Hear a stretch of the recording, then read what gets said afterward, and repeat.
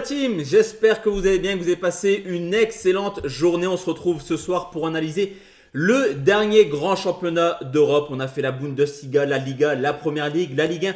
Place maintenant à la Serie A qui commence dès ce soir avec la Lazio qui reçoit le Milan AC pour se terminer lundi avec l'Inter de Milan qui reçoit le Genoa. Si toi aussi tu aimes les paris sportifs, tout d'abord le petit pouce bleu ultra important pour le référencement. Et je te l'ai dit en début de semaine, mais je vais partir en vacances demain matin, donc samedi matin. Dans la boîte sur YouTube, il y aura déjà la Ligue des Champions, l'Europa League et la Conference League. Cependant, je ne pense pas qu'il y aura encore plus de vidéos la semaine prochaine. Donc si tu veux mes tickets perso de la semaine prochaine, il faudra rejoindre tout simplement mon canal Telegram. Le lien est dans la description, mais également en commentaire épinglé.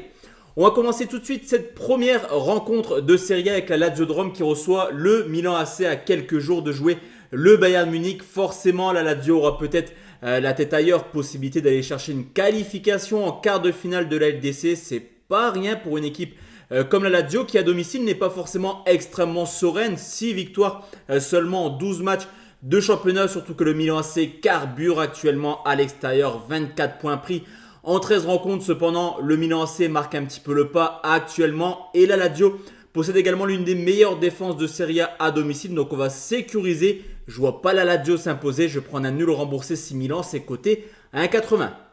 Udinese qui affronte la Salernitana avec 14 matchs nuls en 26 matchs.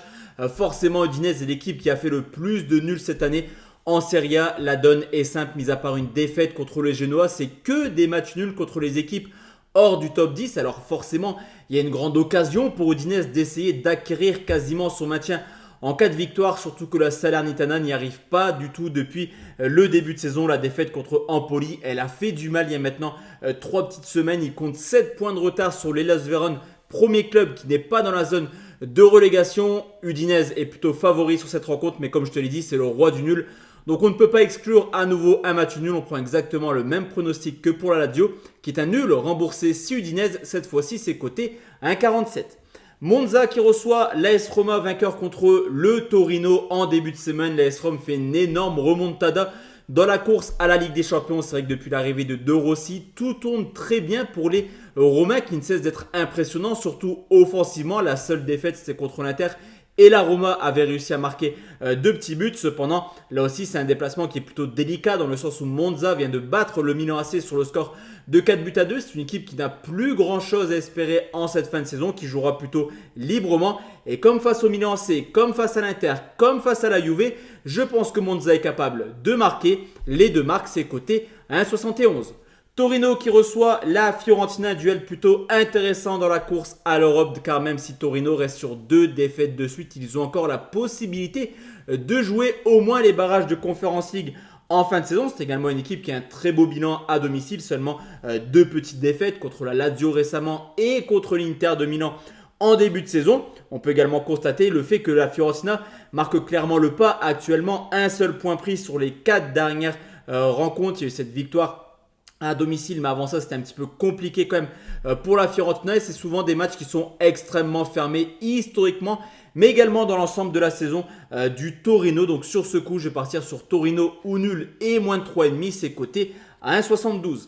On enchaîne avec l'Hellas Vérone qui reçoit Sassuolo, humilié, il n'y a pas d'autre mot, à domicile, 6-1 contre le Napoli. Sassuolo est en grand danger actuellement. Alors on le sait, c'est une équipe extrêmement joueuse. C'est surtout le match de la peur. Une rencontre qui oppose le 17e au 18e. Maintenant quand même une équipe de Sassuolo qui possède la pire défense de Serie A et qui en plus de cela a seulement fait un petit clean sheet cette année. Forcément, occasion en or pour un des deux clubs de prendre un petit peu d'avance dans la zone de relégation et je ne vois pas du tout un match fermé sur ce coup. Sassuolo, comme je te l'ai dit, c'est une machine à encaisser du but. L'Hellas Vérone est également capable de marquer mais encaisse pas mal aussi depuis le début de saison. Donc je vais prendre un plus de 2,5 qui est plutôt bien coté à 1,78. Empoli qui joue contre Cagliari en grande forme actuellement avec 6 matchs sans défaite. Là aussi, Empoli peut faire un grand pas vers le maintien en cas de victoire. Alors on a deux équipes qui sont dans une forme totalement différente, comme je te l'ai dit. Empoli, c'est 6 matchs sans défaite. C'est totalement l'inverse pour Cagliari qui enchaîne les contre-performances avec seulement 2 petits points pris sur les 6 dernières rencontres. Et comme Lecce et Frosinone, on va y revenir par la suite, mais Cagliari n'a toujours pas remporté le moindre match cette saison. Cependant, c'est une équipe capable de faire des matchs nuls chez des équipes de bas de classement. On l'a vu à la Salernitana, on l'a vu à Udinese, on l'a vu à Lecce. Donc on va sécuriser, mais avantage à Empoli au vu de sa forme. Donc Empoli remboursé si nul, c'est coté à 1,44. Frosinone justement qui reçoit Lecce, troisième match de suite où on parlait maintien dans une journée capitale quand même en Serie A pour les mal classés. Duel plutôt intéressant entre le 16e et le 14e. Une équipe de Frosinone qui vient d'enchaîner 4 défaites mais qui a eu un calendrier complètement exécrable en encaissant tout de même, hélas inquiétant, 14 buts. On le sait, c'est une équipe plutôt joueuse qui possède la 6e meilleure attaque de Serie A avec 22 buts marqués à l'extérieur. Et même si Lecce est également à la recherche d'une première victoire à l'extérieur, c'est une équipe qui a toujours marqué à l'extérieur contre les équipes hors du top 10. Donc là aussi, je joue un match plutôt sympa comme Hellas Sassuolo. Donc je vais prendre les deux marques côté 1,62. Atalanta Bergame qui reçoit Bologne. Là, ça sent clairement la poudre cette rencontre. Ça sent la Ligue des Champions. Le 5e qui reçoit le 4e. Et c'est vrai qu'au vu du classement, en cas de victoire de Bologne, honnêtement, ce serait plutôt pas mal parti pour aller chercher une place en Ligue des Champions. Mais le déplacement à l'Atalanta, c'est clairement le déplacement de tous les dangers. Une équipe qui vient d'enchaîner 7 victoires de suite en marquant 20 buts. On le sait depuis maintenant plusieurs années. Cette équipe de Bergame est très très solide offensivement. Mais attention, parce que Bologne est également capable de faire des coups dans ses gros déplacements. Mais c'est compliqué. Elle a toujours marqué chez les cadors de Serie A cette année. Donc sur ce coup, je joue un match plutôt ouvert également. Donc je me positionne sur le plus de 2,5 côté à 1,90.